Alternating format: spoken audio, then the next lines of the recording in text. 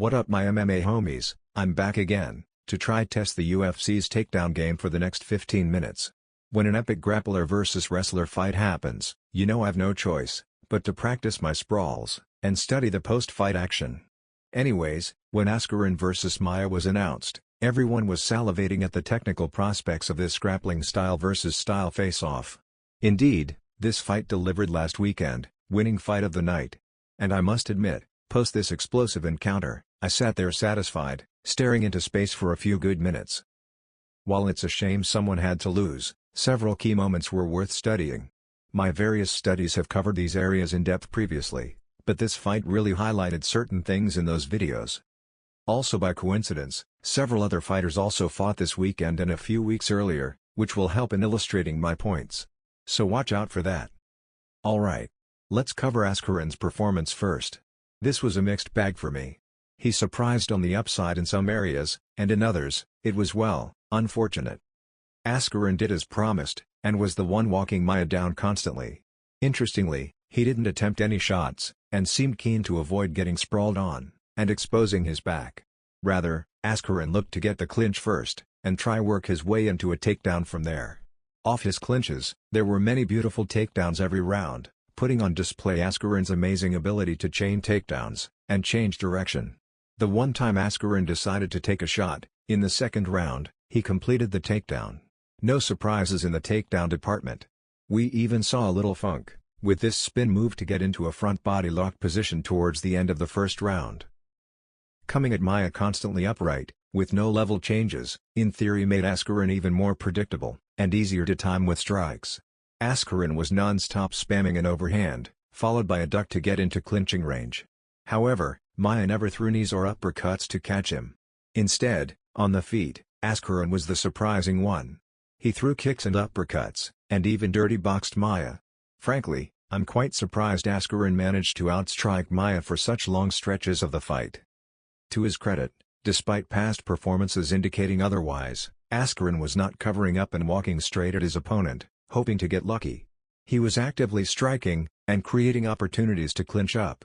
These improvements have only come recently, and hopefully with enough time, Askren can further evolve his striking, to get the contact that he needs. However, things get a bit complicated, when it comes to the hurdles Askren faced, that ultimately led to his downfall. Watching the fight, you could tell that Askren knew what Maia was going to do, but he lacked the experience or awareness to consistently execute the right counters in the heat of the moment. And while there wasn't much Askren could have done in some bad spots on the ground, the question then becomes, given that Askren was doing well on his feet, and had control of the wrestling, why was Askren in those bad grappling spots in the first place? Now, Askren himself acknowledges that he made some bad decisions in this fight. I made a really bad decision. I felt like I won the first 2 rounds. And, when I got reversed in the third round, I looked at the clock and there was a little over a minute left, and I thought, okay, I got to get the reversal to win this round. And, I was fairly confident when I went for that I was going to get the reversal, and I didn't. I failed, and obviously that was the outcome. In particular, he talks about how turning downwards to get up, and giving his back from the mount, was a bad strategic choice. In my preview study, I made the comment that it was perhaps not worth it to engage Maia in certain areas of the fight. Askren has gotten swept standing up in the guard, and while he is probably more savvy now, I'm not sure if it is worth engaging in this micro battle with Maia in his guard. Askren is probably better off going for ground and pound against Maia's turtle. Simply avoiding the guard phase is what past wrestlers have done in their victories against Maia. Given Askren was seeing success on the feet, and was winning the third round, arguably his bad strategic choice started earlier. Rather than turning when he was mounted, being his self-admitted bad decision, perhaps Askren should have chosen to be more cautious or even disengage, once Maia's guard presented itself. Askren is in his element when you react this way to a takedown. Here, we see Beneil Dariush, another ex-BJJ prospect, active on the grappling circuit at the same time as Kron, taking his opponent down, at the same UFC event in Singapore. Upon hitting the ground, the opponent quickly finds his tripod, and turns to get up. When you do this against Askren, this is often the beginning of the end. Askren will put his amazing takedown chains and mat returns to work, and quickly put you back down to the mat. There is very little nuance that you can do in this scenario that Askren is not familiar with, and has deeply ingrained counters for. When it comes to the guard though, this is where the beauty of Maia's jiu-jitsu is revealed. Let's take a moment to listen to Maia talk about what makes his grappling special.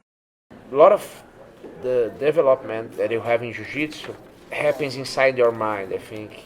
Not just training, but where you is something that inside your mind you think, you're training and you think, and my mind setup was all about MMA. So I think that's, increase my game.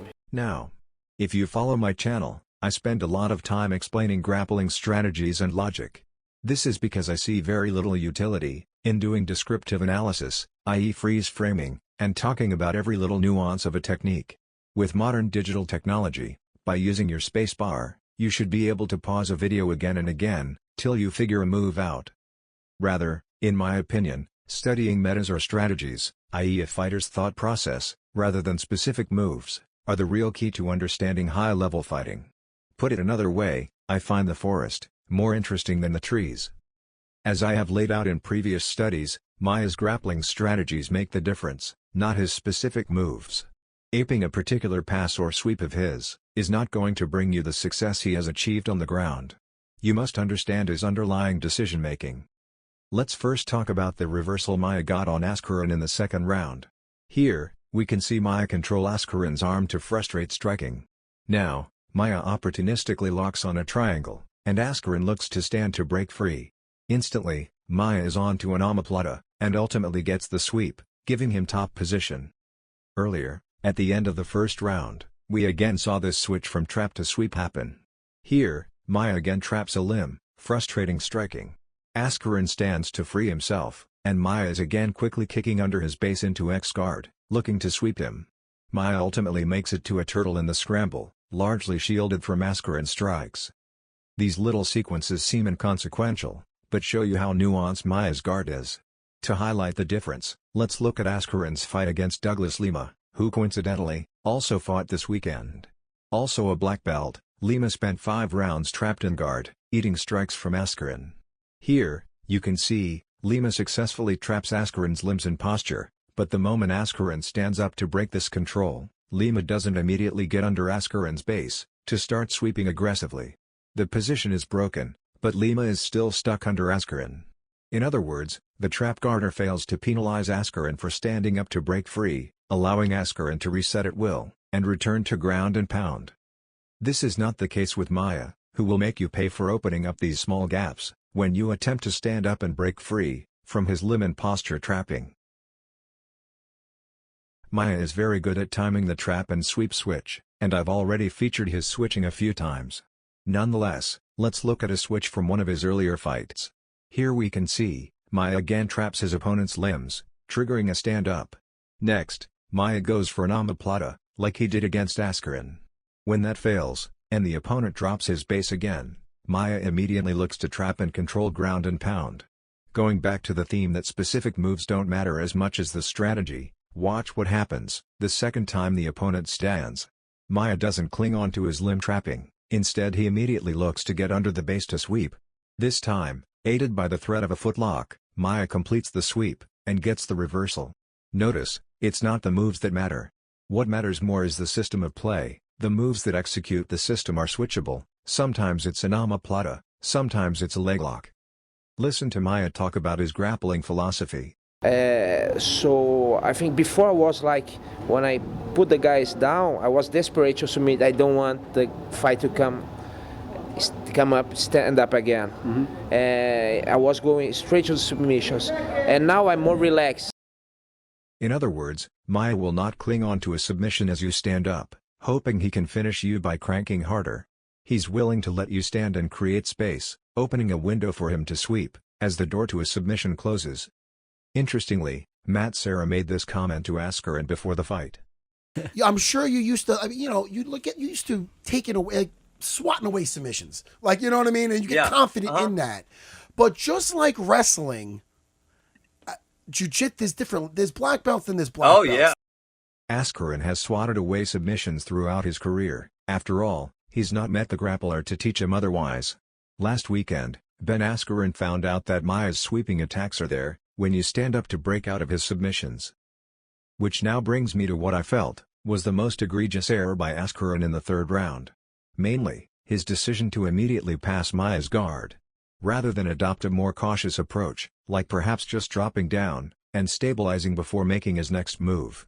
To be fair, Askren survived an earlier butterfly sweep attempt, and thus could have been feeling confident. But, count on Maia to take note of why his butterfly sweep failed the first time, and make the appropriate adjustments. In the third round, when Maia swept again, this time after the initial forward sweep failed, Maia rocked Askren sideways, and took Askren's legs out from under his center of gravity. Askren was swept easily, and everything went downhill from here. Guard passed and mounted, it was a matter of time before something had to give.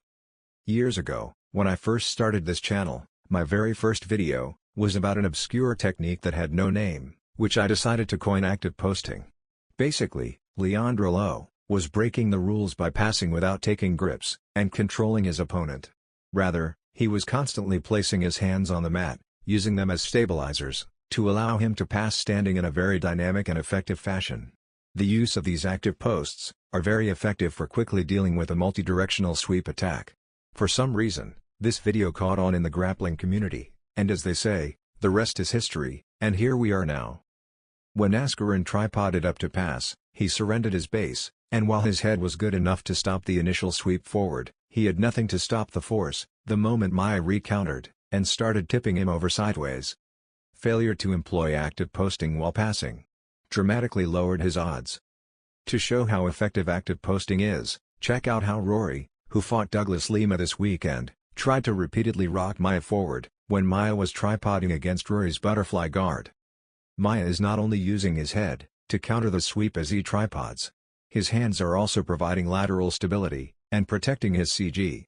He weathers the storm of Rory's explosive movements, and preserves his top position to carry on his passing pressure, while Rory spends energy on failed sweeps. Now, staying disciplined, while you float over the guard, and not panicking as your base gets shifted around, takes practice. Frankly speaking, it's a tall order to expect Askren to be comfortable with such a technique in a short time. After his final takedown, Askren went right into passing mode, rather than dropping down to safety and regrouping. He seems to have overestimated his passing, and underestimated Maia's sweeping. I find this decision especially egregious, but it's hard to second-guess fight decisions, especially in the heat of the moment. Which brings me to the final area, where Askren came up short, though I don't completely blame him for this. In my fight preview, I mentioned that Masvidal revealed what you need to do once Maia is on your back and going for the choke. In a nutshell, once Maia has that clamp across your face, he wants you to panic and go for it. Taking your hands off Maia's free arm allows him to connect hands and consolidate his grip around your neck and get the finish. Askren knew this setup and did the right thing at the start. Here, you can see him double-teaming one arm, looking for an opportunity to go belly up. He makes it to the belly up position, and again Maia is looking to clamp across his face. Askren again understands it's the free hand that's the target, and correctly double-teams it again. Unfortunately, when Maia starts punching, Askren panics and loses his double-team hand control. Maia's free hand is allowed to make the connection with the clamping hand, and once this type of linking is allowed to go on unrestrained, it's only a matter of time before Maia adjusts his grip and makes the choke airtight. Askren clearly knew what he needed to do, but given his fatigue, and possibly feeling mentally defeated by now, wasn't able to keep up with what was otherwise decent hand fighting. If striking is a game of inches, grappling is a game of micro-inches, and with an elite grappler like Maia, momentary tiny gaps opening up, or freedom to make a small positional adjustment, is all that he needs. It's easy to write off Askren's missteps as a damning verdict that he is a bad grappler. But that's a very unfair judgment to make, I feel. Many other grappling experts have been toyed with by Maia.